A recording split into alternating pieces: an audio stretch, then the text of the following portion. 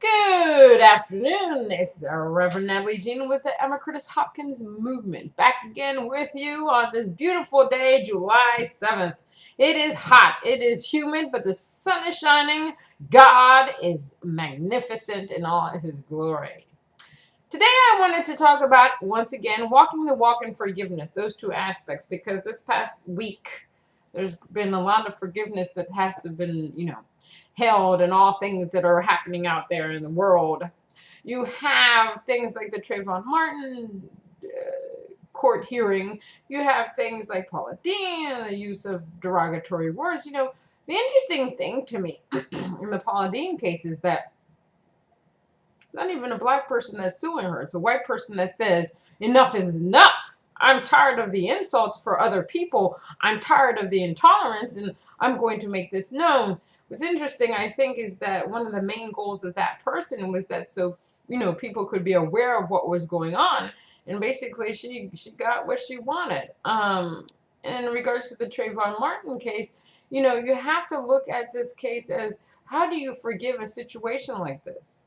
In today's world, in the 21st century, we shouldn't have to be dealing with a race issue. And why did this person have to shoot a person with a hoodie on? It really doesn't make any sense. We should be embracing one another rather than, and I'm wearing a hoodie today. Can you imagine? It's like 90 degrees outside, but it's cold because we have the AC on in the house. The aspect of the hoodie, the aspect of stereo, the aspect of, did this person have the right, even though it should be an open and shut case. The fact is that, Mr. Zimmerman, he contacted the 911, whoever he contacted, and he said, I'm following this person. Should I pursue? They told him no, and he continued to do so. So that, in essence, that's an open and shut case for me. If he had stayed in the car, hadn't pursued the individual, Trayvon Martin would still be alive. Zimmerman would have his life. He wouldn't have to be dealing with such a situation. But in both cases, there has to be an aspect of forgiveness, because both of these people are children of God. No matter what we think of them, they are children of God. They come from God no matter what. They have served a purpose. I'm sure that Zimmerman at some point in his life has been a good person, has done good things in his life, has helped people, has moved with people, has brightened somebody's day. Just like Paula Deen, people love her. They loved her show. She was funny. She was a stereotype of the South. And people embraced that. They love her cooking. And then all of a sudden, this happens.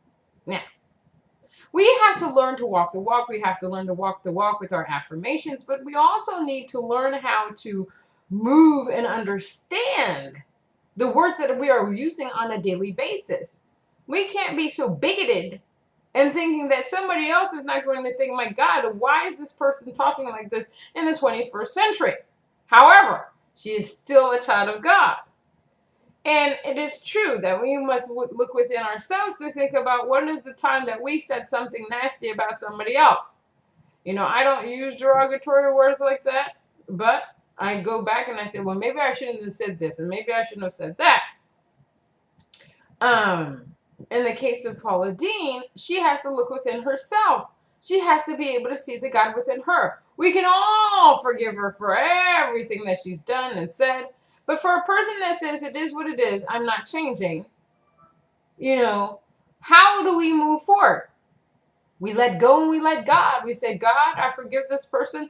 Let her be able to see the errors in her ways, and let her see that she must change her ways and not use such language in the 21st century. I have to remind everybody, 21st century.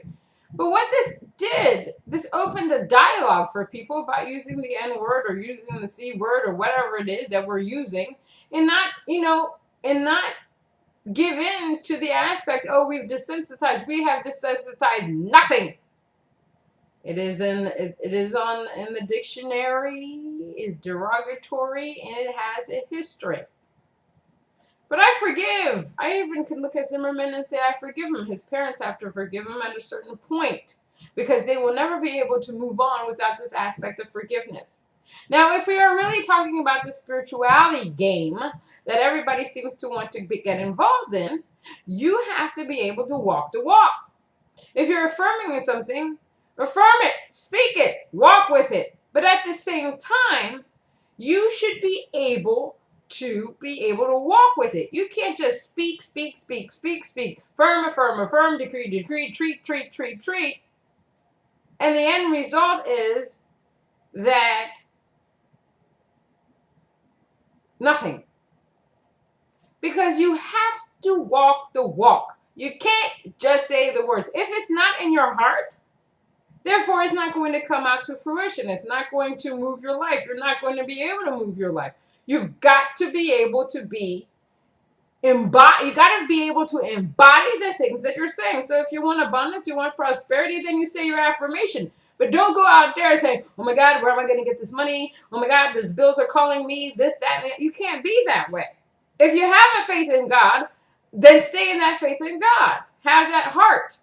Your heart has to follow the words that you say. You've got to embody it. That's all there is to it.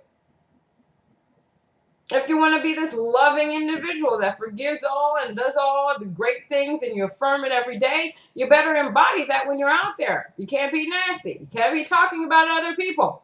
You've just got to be the representation of love in every aspect. You want that new house?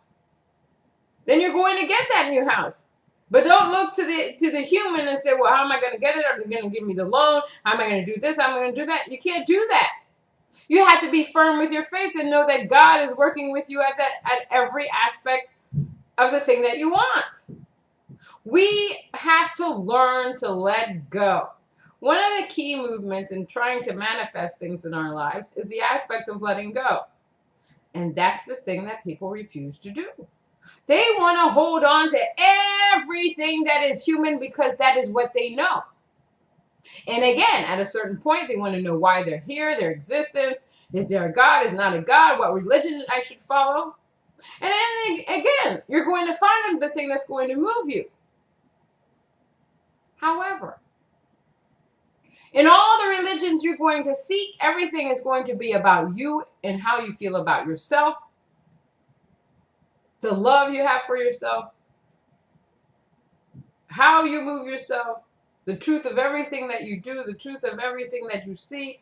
You've got to be able to embody that thing that you speak. I see too many people out there affirming every single day, and then when they go outside, they're a totally different person.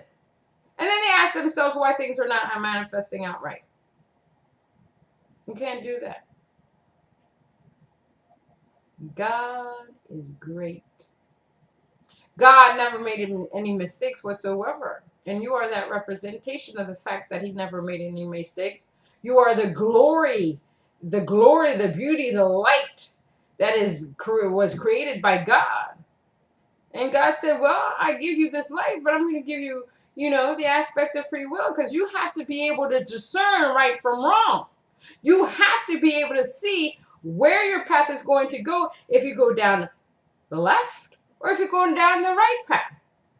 Now you can choose the left path and live a pretty good life. You can live a pretty good life, not follow any rules, but just be a totally good person. But, stick to yourself, not want to help anybody. That will be the truth. That will be the life that you choose. But at the same time, you can go to the right.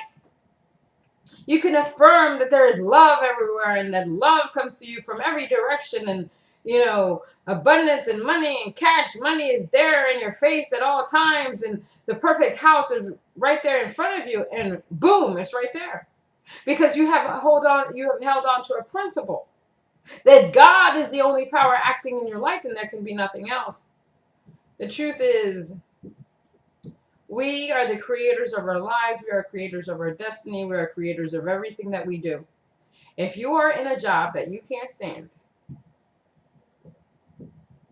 you have the power to move your life and move out of that job.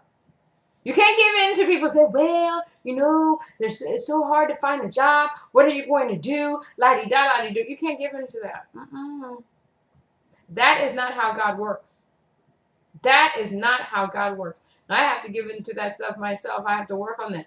That is not how God works. We have a plan. There is a plan. God has a plan. And he says, I'm here to support you. Work with me. Let go and let me do my work. You are my children. I love you immensely. Let me work. Until next time, stay blessed.